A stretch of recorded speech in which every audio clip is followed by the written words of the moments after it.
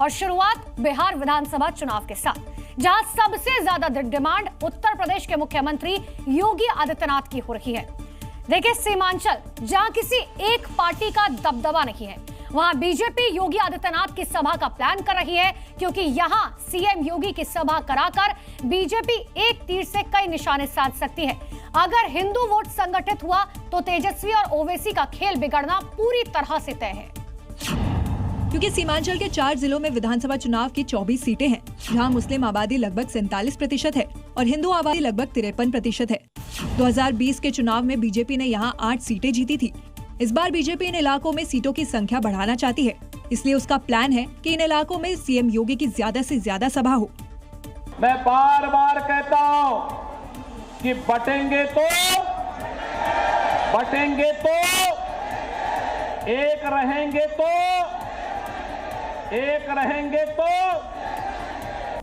सीमांचल में पिछले 5 में से 3 चुनावों में बीजेपी को सबसे ज्यादा सीटें मिली, लेकिन 2020 में ओवैसी के आने के बाद यहाँ का समीकरण पूरी तरह से बदल गया। यहाँ ओवैसी भी मुस्लिम मतदाताओं के सहारे मैदान में उतरे हैं। सीमांचल में हार जीत का अंतर बेहद कम होता है। 2020 में 24 में से 10 सीटें 10% से कम के अंतर से तय हुई थी। अगर योगी की सभा के बाद हिंदू वोट एकजुट हुआ तो इस बार बीजेपी यहाँ रिकॉर्ड बना सकती है। बिहार विधानसभा चुनाव के पहले चरण के नामांकन का आज दूसरा दिन भी बीत गया, लेकिन ना एनडीए में सीट शेयरिंग की घोषणा हुई, ना महागठबंधन में। अब एनडीए की पूरी सियासत दिल्ली शिफ्ट हो गई है। मैराथन बैठकों का दौर जारी है। खबर तो ये भी है कि मांझी और कुशवाहा मान गए हैं, लेकिन उपेंद्र कुशवाहा नाराज हो गए, क्योंकि मीडिया में सीट शेयरिंग का जो फॉर्मूला चल रहा है उससे उपेंद्र कुशवाहा नाराज हैं और उनकी इस नाराजगी का समर्थन बीजेपी ने भी किया है। सीटों पर बातचीत अभी अधूरी है। खबर कई जगह चल रही है, सीटों पर सहमति के बारे में सच्चाई नहीं है। नेतृत्व घोषणा आज शाम में या कल 10 बजे तक करेगी, तो हम लोग सभी को ये दुख है कि भाई संख्या कोई कैसे चला सकते हैं। दरअसल आज सुबह से ही सूत्रों के हवाले से खबर चली आ रही है कि एनडीए में सीट शेयरिंग पर सहमति बन गई है। नाराज मांझी और चिराग मान गए हैं। जो फॉर्मूला सामने आया है वो कुछ इस तरह है: जेडीयू 101, बीजेपी 100, एलजेपी आरवी 29, हम 7 और आरएलएम 6 सीट पर चुनाव लड़ेगा। लेकिन इस फॉर्मूले पर कोई खुलकर नहीं बोल रहा है। हर कोई अंतिम समय पर अपना दांव चल रहा है। तभी तो कुशवाहा कह रहे हैं कि अभी तय नहीं हुआ है। मांझी दिल्ली में बात पक्की होने की जानकारी दे रहे हैं। चिराग जल्द सस्पेंस खत्म होने का दावा कर रहे हैं, तो बीजेपी और जेडीयू सब ठीक होने का दावा कर रही है। देखिए कब सब ठीक होता है और सीटों के सस्पेंस से पर्दा उठता है। बिहार में एक तरफ निर्दलीय उम्मीदवारों ने नामांकन अपना करना शुरू कर दिया है, वहीं पॉलिटिकल पार्टियां अब भी उधेड़-बुन में लगी है। लेकिन कांग्रेस अपने संभावित कोटे वाली सीटों के लिए उम्मीदवारों की घोषणा बिना फॉर्मूला तय करे भी कर सकती है। राहुल गांधी ने तेजस्वी को आज तक का समय दिया है और खबर तो यह है कि तेजस्वी यादव दिल्ली में कांग्रेस के साथ बैठक करेंगे। और खबर यह भी है कि यदि आज महागठबंधन में तस्वीर साफ नहीं हुई तो कांग्रेस अपने संभावित कोटे की सीटों के लिए उम्मीदवारों का ऐलान कर देगी। सूत्रों की माने तो कांग्रेस ने अपने उम्मीदवारों की लिस्ट फाइनल कर ली है और कल कांग्रेस अपनी पहली लिस्ट जारी कर सकती है। बीते कल दिल्ली में स्क्रीनिंग कमेटी ने ऑनलाइन बैठक कर नामों पर विचार किया और करीबन 35 से 36 नाम फाइनल कर लिए। सुबह 11 बजे शुरू हुई बैठक देर रात तक जारी रही, जिसमें बिहार के पार्टी पदाधिकारी ऑनलाइन जुड़े। कांग्रेस 60 सीटों पर चुनाव लड़ना तय कर चुकी है। यही नहीं, पार्टी ने 5 विधायकों की सीट पर भी मंथन कर लिया। पार्टी बक्सर, महाराजगंज, राजापाकड़, भागलपुर और मुजफ्फरपुर के विधायकों के कामकाज से संतुष्ट नहीं है, यानी यहाँ पार्टी नए चेहरों को मौका दे सकती है। इधर राहुल गांधी ने तेजस्वी को अल्टीमेटम दे दिया। यही वजह है कि तेजस्वी यादव दिल्ली आ रखे हैं। चुनाव से पहले बिहार में एसआईआर को लेकर बवाल मचा था और अब जबकि चुनावी प्रक्रिया शुरू है तो इलेक्शन कमीशन के एक नए फैसले ने बवाल करा दिया। देखिए, ये फैसला है बुर्का या पर्दानशी महिलाओं की वोटिंग के दौरान जांच का। हालांकि ये काम महिला अधिकारी करेंगी, लेकिन बुर्का हटाकर चेहरे की पहचान करने वाले फैसले पर सियासत काफी गर्म है, जिसके पीछे है चुनाव आयोग का ये नोटिफिकेशन, जिसमें वोट करने के लिए जरूरी दस्तावेजों की लिस्ट के साथ कई जानकारियां दी गई हैं और उसमें आखिरी पॉइंट बुर्का को लेकर है। और अब इस फैसले पर पॉलिटिकल बयानबाजी शुरू हो गई है।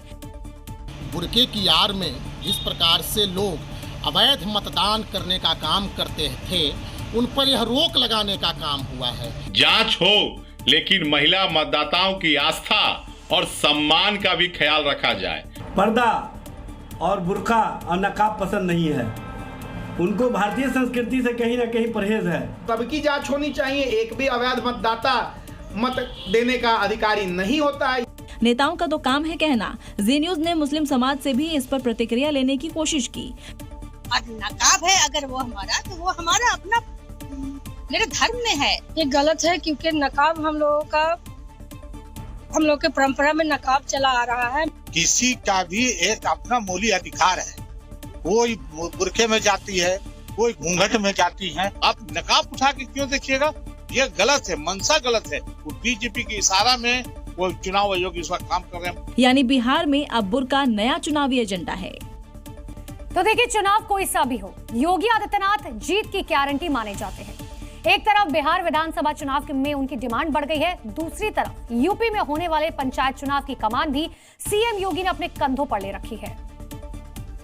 और इसी के तहत सीएम प्रदेश के 80,000 से ज्यादा पंचायत प्रतिनिधियों से संवाद कर चुके हैं, जिसमें सीएम योगी विकास के एजेंडे के साथ विपक्ष को हराने के लिए चक्रव्यूह रच रहे हैं, तो सरकार की योजनाओं को खुद संवाद के माध्यम से बता रखी हैं। प्रदेश में 2 बार सत्ता हासिल कर चुके योगी अब गांव की सरकार बनाने पर जोर दे रखी हैं।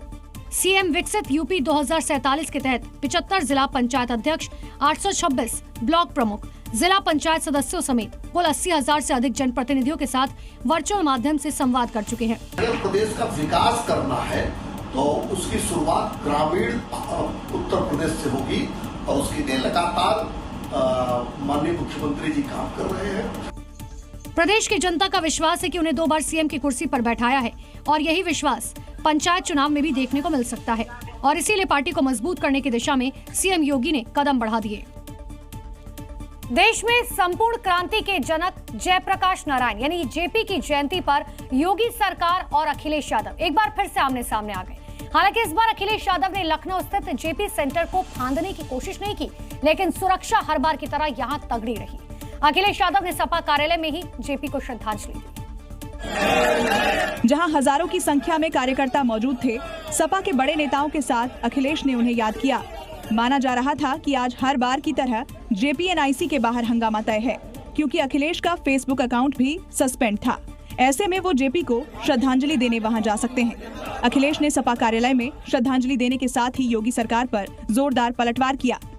जेपीएनआईसी से हम लोगों ने कई बार आपसे कहा कि पॉलिटिकल इमोशनल अटैचमेंट है, क्योंकि इसका शिलान्यास जब हुआ था उस समय नेताजी, जॉर्ज फर्नांडिस और समाजवादी पार्टी के वरिष्ठ नेता और बहुत महत्वपूर्ण नेता उस कार्यक्रम में शामिल रहे थे। याद रहे सरकार को कि जयप्रकाश जी ने जनता को जगा करके सरकार को हटाने का काम किया था। समाजवादी लोग हम सब मिलकर के जनता को जागरूक कर करके सरकार को हटाने का काम करेंगे। हालांकि अब अखिलेश का फेसबुक पेज एक्टिव हो गया है और अखिलेश ने यहां भी जेपी को श्रद्धांजलि दे दी है। 26 सितंबर को बरेली में हुई हिंसा से जुड़ा एक सबसे नया वीडियो सामने आया और ये उन लोगों के लिए सबूत है जो पत्थरबाजों और उपद्रवियों की गिरफ्तारी को गलत बता रहे थे, लेकिन अब पुलिस के हाथ और पुख्ता सबूत लग गए और ये वीडियो फरार उपद्रवियों की गिरफ्तारी में काम आने वाला है। वीडियो में देख सकते हैं कि कैसे हाथों में बैनर और झंडे लेकर हजारों की भीड़ जुट रही है। भीड़ को नियंत्रित करने के लिए पुलिस ने जो बैरिकेड्स लगाए थे उन्हें तोड़ते हुए आगे बढ़ जाती है। चारों तरफ से उपद्रवियों की भीड़ इकट्ठा होती दिख रही है। दंगाई मौलाना तौकीर के उकसावे पर जुटी भीड़ शायद कुछ लोगों को नजर नहीं आ रही, तभी तो मौलाना और इमाम अभी भी ऐसे कट्टरपंथियों के समर्थन में खड़े हैं। सबूत और वीडियो सामने आते जा रहे हैं और उसी आधार पर कट्टरपंथी सलाखों के पीछे जा रहे हैं। अब तक 80 से ज्यादा उपद्रवी अरेस्ट हो चुके हैं। वहीं बरेली में योगी की फोर्स ने मोर्चा संभाला हुआ है, लगातार फ्लैग मार्च कर रही है। हर गतिविधि पर नजर है ताकि फिर कोई मौलाना माहौल न बिगाड़ सके। राजस्थान के कन्हैया हत्याकांड के बाद अब अलवर में भी नफरती साजिश देखने को मिली, जहां कट्टरपंथियों ने करण मल्होत्रा नाम के शख्स को मौत के घाट उतार दिया। बताया जा रहा है तकरीबन 15 लोगों ने मिलकर इस वारदात को अंजाम दिया, जिसका सीसीटीवी फुटेज भी सामने आया। और ये उस वक्त की तस्वीरें हैं जब कट्टरपंथियों ने करण को लाठी डंडों से पीटा। बताया जा रहा है कि आरोपियों ने पहले से घात लगाकर हमला किया था। इस दौरान मजहबी नारे भी लगाए गए। अल्लाह के नारे लगा रहे थे, सर तन से जुदा ऐसा कोई, और इन्होंने अवैध कब्जे कर रखे पहले भी मकानों पर, उन पर क्रिमिनल रिपोर्ट है बकायदा है। घटना के बाद हिंदू संगठनों के लोगों ने अस्पताल जाकर हंगामा किया, तो वहीं कट्टरपंथियों के खिलाफ एक्शन की मांग भी की। साथ ही परिजनों की शिकायत पर कुछ लोगों को हिरासत में लिया गया है। वहीं अलवर प्रशासन ने आरोपियों के ढाबे को मिट्टी में मिला दिया है, तो वहीं इलाके में अतिक्रमण पर भी पीले पंजे से प्रहार किया। जो ढाबा है उसको गिरा दिया गया, उसके साथ ही साथ जो आसपास के जितने जो इलाके हैं वहाँ पर जो अवैध अतिक्रमण देखने को मिला है उस पर बुलडोजर एक्शन देखने को मिल रहा है आपको। सीसीटीवी के आधार पर पुलिस सर तन से जुदा गैंग को मिट्टी में मिलाने में जुटी है। 7 दिनों के भारत दौरे पर आए अफगानिस्तान के विदेश मंत्री आमिर खान मुत्तकी आज देवबंद पहुंचे, जहां गर्मजोशी से स्वागत को लेकर उन्होंने इसे दोनों देशों के बीच रिश्तों को मजबूत करने वाला बताया। 2021 में अफगानिस्तान में सत्ता हासिल करने के बाद पहली बार कोई वरिष्ठ तालिबानी नेता दारुल उलूम आया। मुत्ताकी को देखने के लिए हजारों की संख्या में लोग पहुंचे थे। जब वो पहुंचे तो उनका फूलों से स्वागत किया गया, तो यूपी पुलिस ने उन्हें गार्ड ऑफ ऑनर दिया। मुत्ताकी ने जमीयत उलेमा ए हिंद के सदर मौलाना अरशद मदनी से लंबी मुलाकात भी की। इस दौरान उन्हें दारुल उलूम देवबंद के वाइस चांसलर ने पगड़ी पहनाकर सम्मानित किया, साथ ही डिग्री भी दी, यानी वो अब मौलाना आमिर खान मुत्ताकी कहे जाएंगे। आइंदा हमारा और आपका बहुत रोशन है। उम्मीद है कि आना जाना ज्यादा हो जाए और काबुल में भी आपका सफारत बढ़ता है और काम ज्यादा करता है। उनके असातिज़ा की मादर इल्म है, उसको देखने के लिए आए थे, वो खुश हुए। लेकिन सवाल है कि आखिर दारुल उलूम अफगानिस्तान के लिए अहम क्यों है? तो इसके पीछे भी वजह है। ORF के आर्टिकल के मुताबिक अफगान विद्वान उन शुरुआती विदेशी छात्रों में शामिल थे जिन्होंने देवबंद में शिक्षा हासिल की और फिर अपने देश लौटकर वहीं के पाठ्यक्रम और शिक्षण शैली पर आधारित मदरसों की स्थापना की। अफगान तालिबान अपनी वैचारिक जड़ों को भारतीय देवबंदी परंपरा से जोड़ते हैं। राजस्थान इंटेलिजेंस ने पाकिस्तान की खुफिया एजेंसी ISI के लिए जासूसी करने के मामले में अलवर के निवासी मंगत सिंह को गिरफ्तार किया। बताया ये जा रहा है कि आरोपी जासूस मंगत सिंह 2 साल से पाकिस्तानी महिला हैंडलर के संपर्क में था, जो हनी ट्रैप और पैसों के लालच में भारतीय सेना की खुफिया जानकारी ISI को लीक कर रहा था। 42 साल का आरोपी जासूस मंगत सिंह अलवर के गोविंदगढ़ का रहने वाला है। दावा है कि आरोपी जासूस ने ऑपरेशन सिंदूर में भी अलवर मिलिट्री एरिया की सूचनाएं ISI को भेजी थी। जांच में सामने आया कि मंगत सिंह पिछले 2 सालों से क्रिकेट इंफॉर्मेशन बॉर्डर पार भेज रहा था। आरोपी मंगत ने ऑपरेशन सिंदूर के पहले और बाद में महिला पाक हैंडलर से महत्वपूर्ण सूचनाएं साझा कर रहा था। जासूस से जयपुर में सेंट्रल एजेंसियों ने भी पूछताछ की है। उसके मोबाइल में एजेंसियों की जासूसी से जुड़ी कई जानकारियां मिली हैं। आरोपी को CID इंटेलिजेंस राजस्थान ने शुक्रवार को अरेस्ट किया था। इससे पहले जैसलमेर में भी पाकिस्तानी जासूस महेंद्र प्रसाद और हनीफ खान को गिरफ्तार किया गया था। कुछ दिनों पहले तक सोशल मीडिया पर साड़ी वाली AI इमेज ट्रेंड कर रही थी। इसी दौरान ये बात भी चर्चा में आई थी कि AI के दुरुपयोग से कई कपड़े उतारे जाने न लगे। रायपुर से भी ऐसा ही मामला सामने आया, जहां एक छात्र ने 36 लड़कियों की अश्लील AI इमेज बना दी। ये हरकत की है सैयद रहीम अदनान रहमान नाम के इस छात्र ने, जो IIIT रायपुर में पढ़ता है। इस पर आरोप है साथी छात्राओं की अश्लील AI इमेज बनाने का।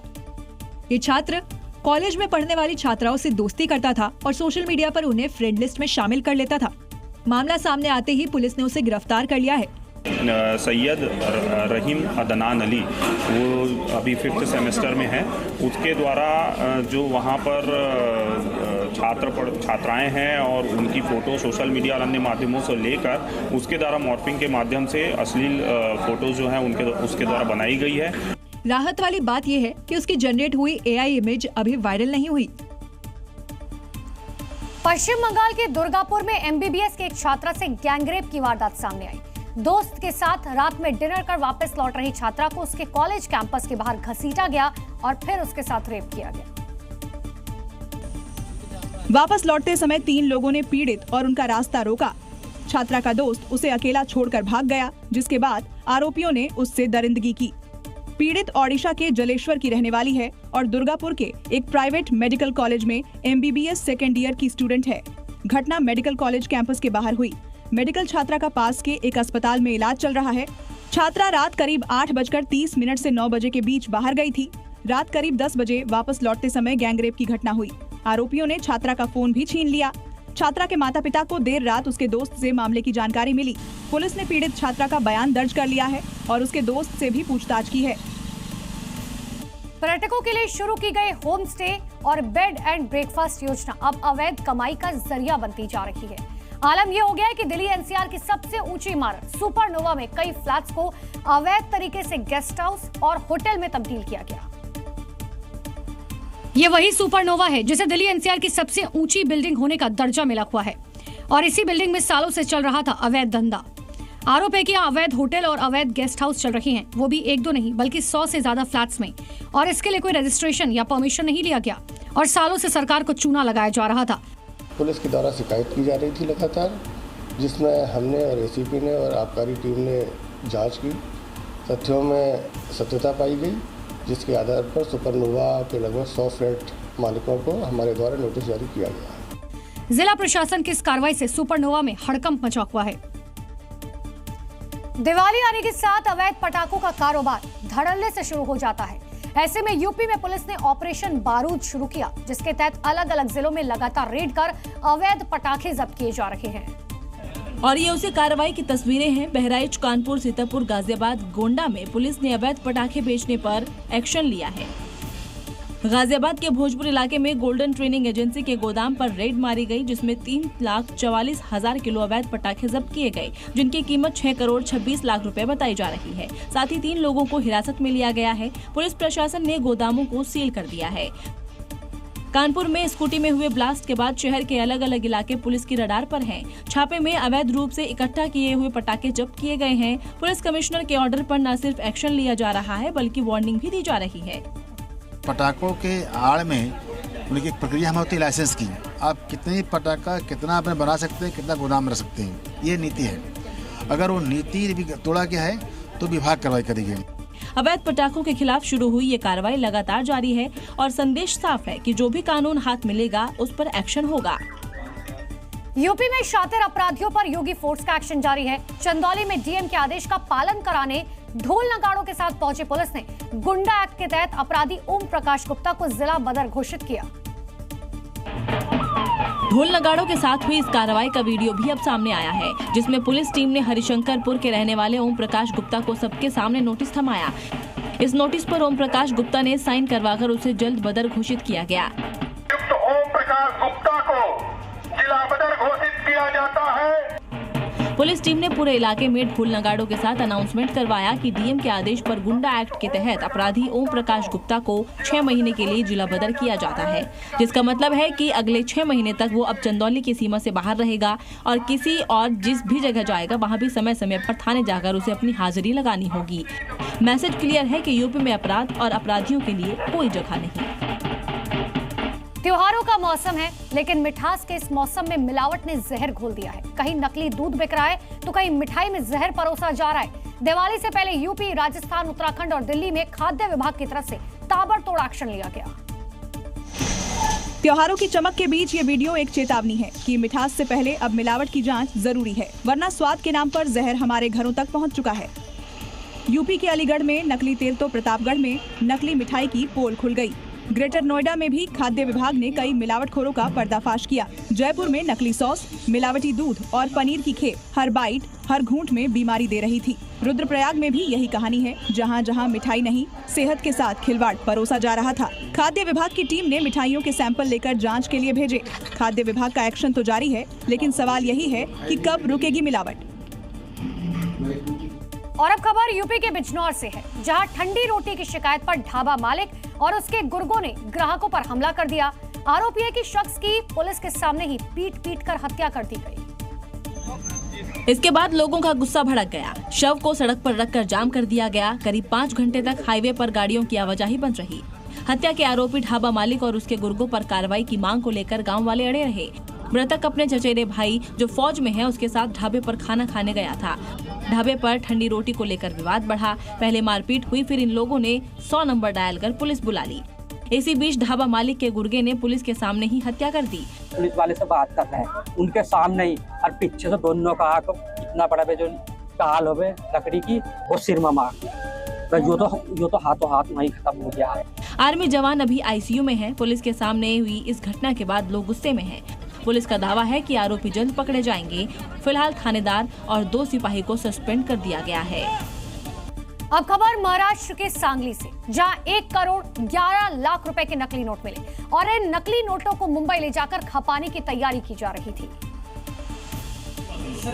तभी महात्मा गांधी चौकी पुलिस को इसकी सूचना मिल गई। पुलिस ने जाल बिछाया और नकली नोटों की खेप के साथ 5 तस्करों को गिरफ्तार कर लिया। पुलिस की जांच में पता चला है कि नकली नोट की छपाई से लेकर इसे खपाने तक की जिम्मेदारी एक पुलिसकर्मी की थी, जो कोल्हापुर में तैनात है। इन नकली नोटों की छपाई एक चाय कंपनी में हुई थी। उसके बाद बंडल बनाकर मुंबई ले जाया जा रहा था। तभी पुलिस ने इस गिरोह के सदस्यों को 7 नकली नोट की खेप बरामद कर ली। पुलिस तस्करों से पूछताछ कर रही है और पता लगाने की कोशिश कर रही है कि उनके नेटवर्क में और कौन-कौन से लोग शामिल हैं। महाराष्ट्र के हिंगोली में किसानों ने अपने गुस्से का इजहार किसी नारे या धरने से नहीं किया। बर्बाद फसल का मुआवजा न मिलने से नाराज किसानों ने सड़कों पर अलग ही अंदाज में विरोध जताया। तो चौंकाने वाला तो था ही, देखिए। और ये तस्वीरें हैं महाराष्ट्र के हिंगोली की, जहां किसान सड़क पर नोट उड़ाते हुए दिखाई दिए। कोई 100 का नोट फेंक रहा है, कोई 50 का तो कोई 20 का। दरअसल महाराष्ट्र में बारिश और बाढ़ से फसलें तबाह हो गई, लेकिन सरकारी राहत लिस्ट में किसानों के नाम शामिल ही नहीं किए गए। मुआवजे की उम्मीद टूटी तो किसानों ने सड़क पर उतरकर प्रदर्शन किया। नोट हवा में उड़ाकर सरकार को अपने दर्द का एहसास कराने की कोशिश की। इन किसानों का कहना है कि जब हमारी मेहनत की कीमत ही नहीं मिल रही तो इन पैसों का क्या मतलब। किसानों के विरोध का ये वीडियो सोशल मीडिया पर वायरल है। दिल्ली पुलिस और आंध्र प्रदेश टास्क फोर्स ने तुगलकाबाद गांव के गोदाम से 8 करोड़ रुपए की 10 टन लाल चंदन की लकड़ी बरामद की। फिल्म पुष्पा के स्टाइल में तस्करी का ये भंडाफोड़ किया गया,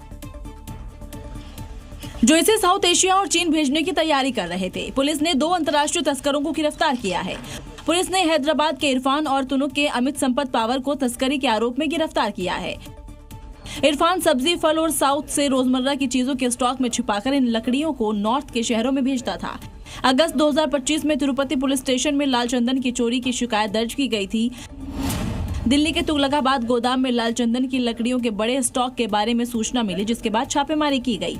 गोदाम से करीब 10 टन लाल चंदन की लकड़ियां बरामद की गईं और 2 लोगों को अरेस्ट किया गया। इस खेप को विदेशी बाजारों में भेजने की तैयारी थी, लेकिन इससे पहले ही छापा पड़ गया। धार्मिक स्थलों और नदियों की परिक्रमा का विशेष महत्व होता है। पैदल और दंडवत परिक्रमा के बारे में तो आप सभी ने जरूर सुना होगा, लेकिन मध्य प्रदेश के डिंडौरी में इन दिनों एक संत नर्मदा की अनोखी परिक्रमा कर रहे हैं, जिसे पूरा करने में 3 साल 3 महीने और 13 दिन लगेंगे। तब जाकर ये अनोखी परिक्रमा पूरी हो पाएगी, क्योंकि 3400 किलोमीटर की परिक्रमा संत पैदल चलकर या दंडवत होकर नहीं, बल्कि अपने हाथों के बल चलकर लगा रखे हैं। जी न्यूज के कैमरे ने भी धर्मपुरी महाराज की अनोखी परिक्रमा को कैमरे में कैद किया। इस परिक्रमा का नाम है आदमुखी परिक्रमा और हाथों के बल पे चलने का, और गुरु महाराज की कृपा हुई। ये संत रोजाना तकरीबन 3 किलोमीटर इसी तरह हाथों के बल चलते हुए आगे बढ़ रहे हैं और नर्मदा की 3400 किलोमीटर लंबी परिक्रमा पूरी करने में उन्हें 3 साल 3 महीने और 13 दिन का वक्त लगेगा। धर्मपुरी महाराज इन दिनों मध्य प्रदेश के डिंडौरी में करंजिया क्षेत्र से गुजर रहे हैं। उनकी यात्रा दशहरा के दिन अमरकंटक में नर्मदा के उद्गम स्थल से शुरू हुई थी। यहाँ से होते हुए महाराष्ट्र के रास्ते गुजरात पहुंचेंगे, जहाँ समंदर तट पार करने के बाद नर्मदा के उत्तरी तट से होते हुए वापस अमरकंटक पहुंचकर अपनी परिक्रमा पूरी करेंगे। यूपी के हाथरस में स्कूल वैन में उस वक्त आग लग गई जब उसमें गैस रिफिलिंग की जा रही थी और ये घटना स्कूल के पास हुई, जिससे हड़कंप मच गया। आग लगने के बाद कई सवाल खड़े हो रहे हैं। हालांकि गनीमत रही कि किसी तरह की कोई जनहानि नहीं हुई। तस्वीरों में देखिए कैसे स्कूल वैन से आग की लपटें निकल रही हैं, जिसका वीडियो सामने आया। दरअसल आगरा रोड पर संत विवेकानंद पब्लिक स्कूल के सामने गैस रिफिलिंग की दुकानें हैं। जब स्कूल वैन में गैस रिफिलिंग की जा रही थी, उसी दौरान वैन में आग लग गई। देखते ही देखते दोनों वैन जल गई। आग लगने की सूचना पर मौके पर पहुंची फायर ब्रिगेड की टीम और काबू पाने की कोशिश की गई। आग लगने की सूचना मिलते ही मौके पर फायर ब्रिगेड की टीम पहुंची और आग पर काबू पाया गया। हादसे में कोई जनहानि नहीं हुई, लेकिन सवाल जरूर खड़े हो गए कि स्कूल के पास गैस रिफिलिंग की दुकानों को परमिशन कैसे मिली। पेपर लीक और फर्जी सर्टिफिकेट बनाने वाले रैकेट के पर्दाफाश से जुड़ी खबरें तो आपने अक्सर देखी होंगी। जोधपुर से एक ऐसी खबर सामने है जिसे देखकर छात्र और पेरेंट्स दोनों बहुत परेशान हैं, क्योंकि जोधपुर यूनिवर्सिटी ने छात्रों को परीक्षा में दिल खोलकर नंबर दिया है। देखिए, किसी को 120 नंबर आया है तो किसी को 108 नंबर अब आप कहेंगे कि ये तो अच्छी बात है, इसमें परेशानी की क्या बात है? तो इन मार्कशीट को जरा ध्यान से देखें। छात्रों को आए नंबर पेपर के नंबर से भी ज्यादा हैं। छात्रों को 100 में 120 नंबर मिले हैं, 100 में 108 नंबर मिले हैं। पेपर का रिजल्ट आते ही छात्रों ने माथा पकड़ लिया। नंबर कम आए तो एक बार चल भी जाता है, लेकिन यहाँ तो मामला ही अलग है। मामला प्रशासन के पास पहुँच गया है। जल्द ही इस मिसप्रिंट को दुरुस्त कर फ्रेंच रिजल्ट देने का आश्वासन दे दिया गया है। यूपी और राजस्थान से चोरी की 2 तस्वीरें सामने आई। एक तरफ बुजुर्ग महिला रील देखने में मशगूल थी तो दुकान से टैब गायब हो गया, और दूसरी तरफ रील देखने के चक्कर में एक युवक अपने मोबाइल से हाथ धो बैठा। ये सीसीटीवी फुटेज यूपी के महाराजगंज की है। ये एक कपड़े की दुकान है। काउंटर पर बैठी महिला फोन में रील देख रही है और बाहर से एक महिला आती है, इधर उधर देखती है। दुकान पर बैठी रील देखने में मशगूल महिला को भनक तक नहीं लगी और मौका पाते ही बड़ी सफाई से महिला चोर टैब को लेकर चलती बनी। चोरी की ये वारदात सीसीटीवी में कैद हो गई। राजस्थान के बाड़मेर में भी कुछ ऐसा ही नजारा देखने को मिला। वीडियो में दिखाई दे रहा युवक रील देखते हुए घर लौट रहा था। युवक के हाथ से बाइक सवार बदमाशों ने मोबाइल झपट लिया और फरार हो गए। दोनों घटनाओं में एक बात कॉमन है कि मोबाइल और रील की लत ने सतर्कता को निगल लिया है, जिसका नतीजा ये हुआ कि चोरों को बड़ी आसानी से चोरी का मौका मिल गया